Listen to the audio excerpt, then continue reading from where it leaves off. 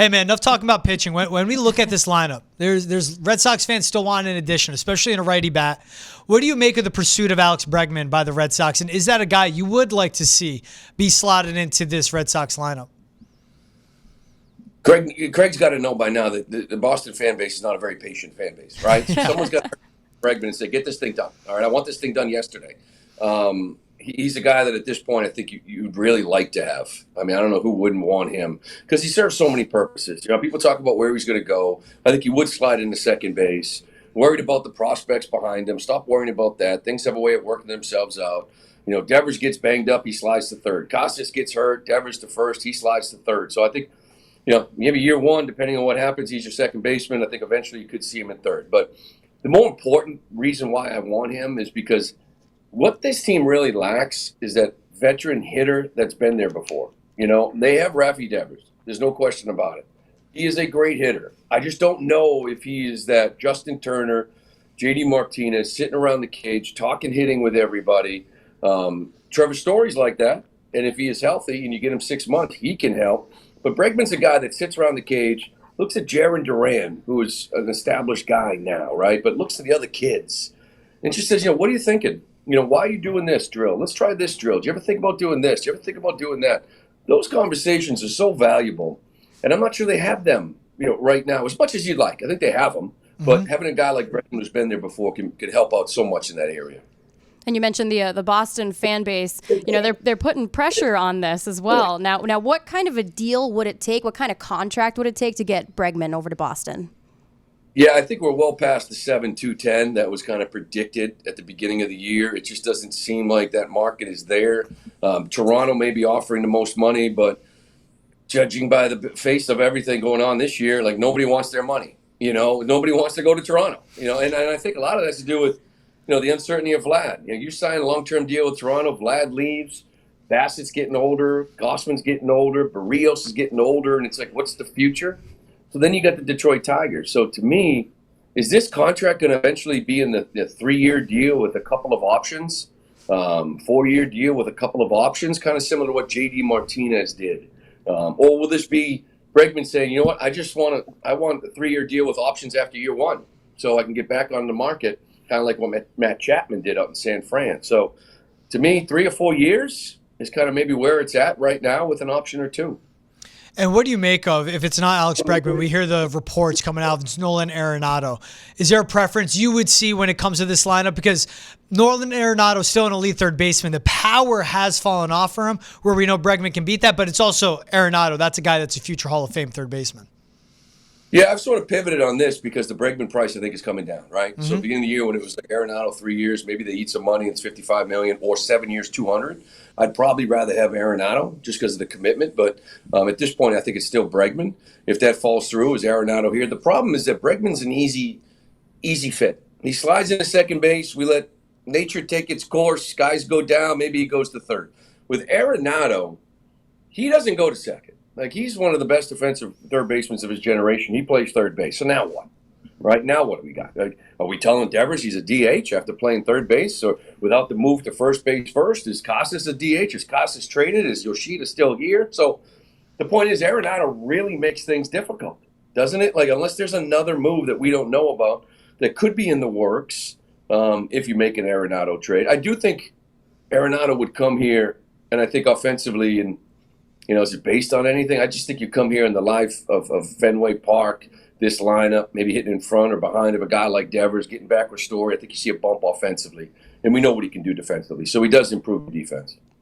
Now, you look at just who's coming up in the ranks here. I know Alex Cora was talking a little bit about Roman Anthony and just some of the prospects. But at this point, looking at this team, looking at the rotation, you know, what other free agents do you think the Red Sox should be looking at to kind of round things out? Well, that's the thing. If it's not Bregman, I don't know who that guy is. You know, Randall Grichuk is a guy that they've talked a lot about. To me, he's kind of Ref Schneider. You know what I mean? Like, he's that kind of guy with maybe a little bit more pop. There's a Jurickson profile that I like that had one great year. He's deeper in the free agency. He's a switch hitter. He can bring, you know, some stability to that lineup because he can hit from the right side as well at times. So, but we start to get into the point of, is he better than what we have? You know what I mean? Like, is he better than say, okay, we lost out, we're not going to sign Bregman. Okay, is whoever we sign better than what we think we can get from second base from Vaughn Grissom and maybe even Christian Campbell.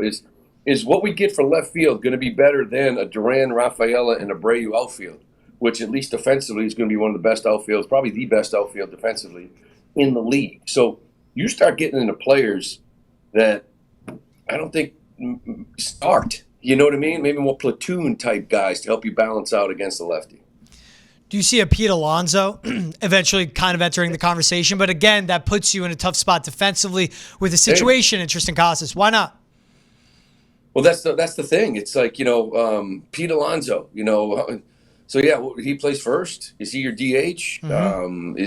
Is Yoshida gone? Is he out of here? So it's just, again, kind of like Arenado, it does sort of clog it up a little bit. I still find it hard to believe he doesn't go back to the Mets. I don't know what the Mets are doing. Mm-hmm. Kind of protect there with Soto. You need more than just Soto and Lindor, although they're both really, really good. So I just don't see – I never saw Alonso kind of fitting because, unless, again, there's something in the works and Tristan Casas is traded, then 100% you should be diving into this Pete Alonso situation.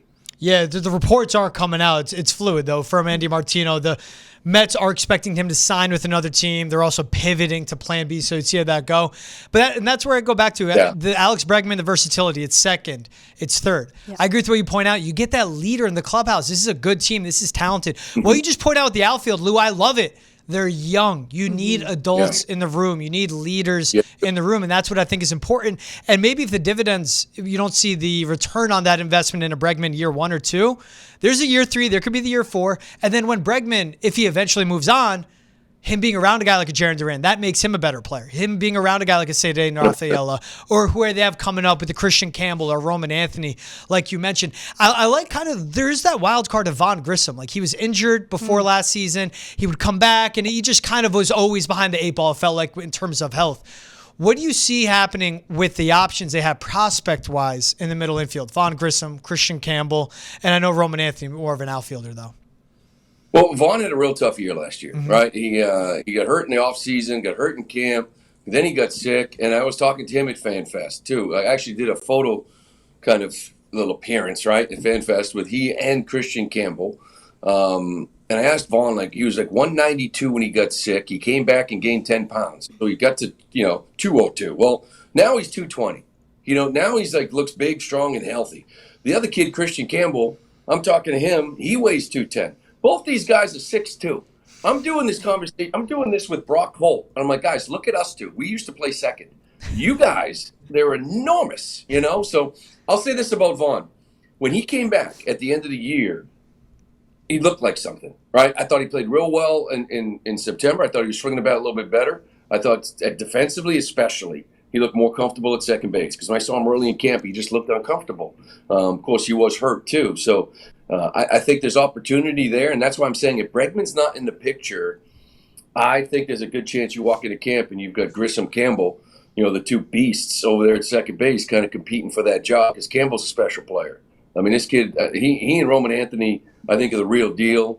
I think you'll see them both up here at some point. And Vaughn Grissom, we know how the season goes, right? Guys go down. So I think their versatility helps. Roman can play all three. Christian can play second. He can play left field as well. So I think you'll see both of them. They're both going to be really good players.